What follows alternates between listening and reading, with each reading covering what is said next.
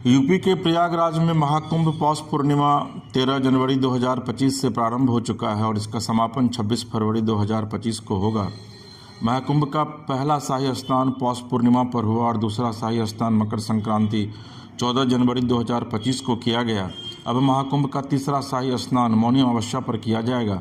इस साल मौनी अमावस्या 29 जनवरी 2025 को है। इसके बाद फिर आपको बसंत पंचमी 3 फरवरी को शाही स्नान होगा, माघी पूर्णिमा 12 फरवरी को और अंतिम स्नान महाशिवरात्रि 26 फरवरी को होगा। महाकुंभ के तीसरे शाही स्नान का शुभ मुहूर्त है ब्रह्म मुहूर्त 5:25 से लेकर 6:18 सुबह में है और फिर संध्या में 5:51 से लेकर के 7:11 तक है। विजय मुहूर्त जो है वह 2:22 संध्या से लेकर के 3:05 संध्या तक है और गोधूली मुहूर्त जो है वो 5:55 संध्या से लेकर 6:22 संध्या तक है। दिक्र पंचांग के अनुसार माघ कृष्ण अमावस्या 28 जनवरी 2025 को शाम 7:35 पर प्रारंभ होगी और 29 जनवरी 2025 को शाम 6:05 तक रहेगी। यानी इस समय में आप शाही स्नान जो है वो कर सकते हैं। दरअसल में महाकुंभ में शाही स्नान का विशेष महत्व है। धर्म ग्रंथों की अगर माने तो महाकुंभ में शाही स्नान करने से अत्यधिक शुद्धि, पापों का प्रायश्चित, पुण्य व मोक्ष की प्राप्ति होती है। मान्यता है कि संगम में डुबकी लगाने से कई गुना ज़्यादा पुण्य मिलता है और यही वजह है कि आप देख रहे होंगे कि सिर्फ 13 और 14 तारीख को जो कुंभ में स्नान हुआ है उसमें 3.5 करोड़ से ज़्यादा लोगों ने डुबकी लगाई है और भगवान से मन्नतों को मांगा है।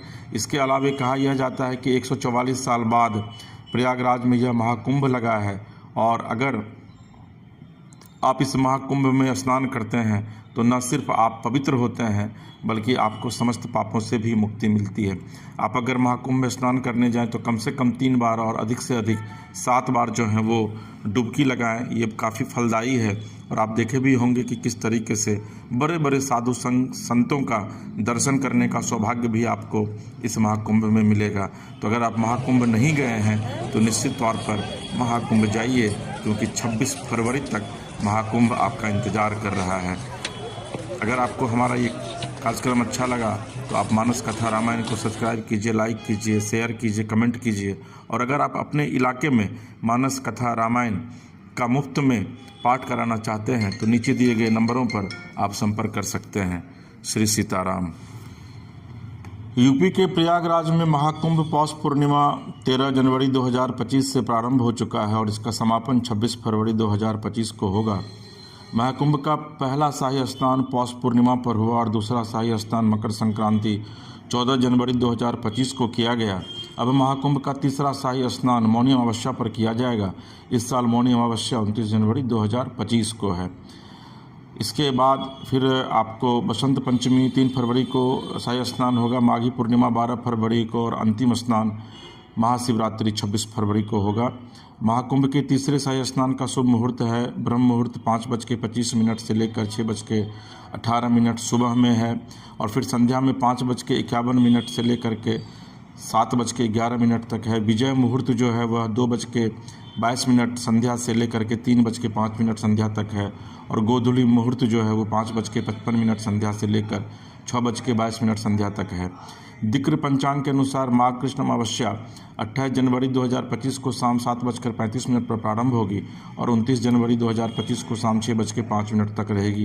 यानी इस समय में आप शाही स्नान जो है वो कर सकते हैं। दरअसल में महाकुंभ में शाही स्नान का विशेष महत्व है। धर्म ग्रंथों की अगर माने तो महाकुंभ में शाही स्नान करने से अत्यधिक शुद्धि, पापों का प्रायश्चित, पुण्य व मोक्ष की प्राप्ति होती है। मान्यता है कि संगम में डुबकी लगाने से कई गुना ज़्यादा पुण्य मिलता है और यही वजह है कि आप देख रहे होंगे कि सिर्फ 13 और 14 तारीख को जो कुंभ में स्नान हुआ है उसमें 3.5 करोड़ से ज़्यादा लोगों ने डुबकी लगाई है और भगवान से मन्नतों को मांगा है। इसके अलावा कहा यह जाता है कि 144 साल बाद प्रयागराज में यह महाकुंभ लगा है और अगर आप इस महाकुंभ में स्नान करते हैं तो न सिर्फ आप पवित्र होते हैं बल्कि आपको समस्त पापों से भी मुक्ति मिलती है।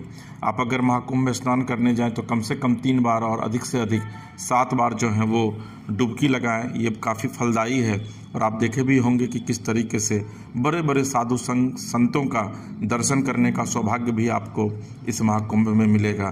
तो अगर आप महाकुंभ नहीं गए हैं तो निश्चित तौर पर महाकुंभ जाइए, क्योंकि 26 फरवरी तक महाकुंभ आपका इंतज़ार कर रहा है।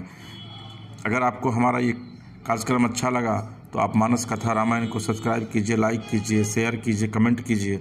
और अगर आप अपने इलाके में मानस कथा रामायण का मुफ्त में पाठ कराना चाहते हैं तो नीचे दिए गए नंबरों पर आप संपर्क कर सकते हैं। श्री सीताराम।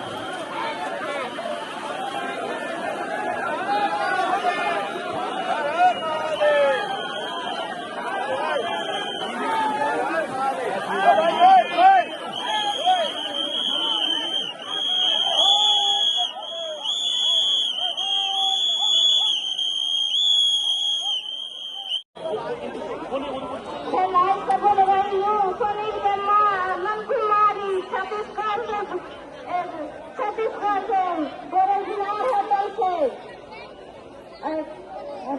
से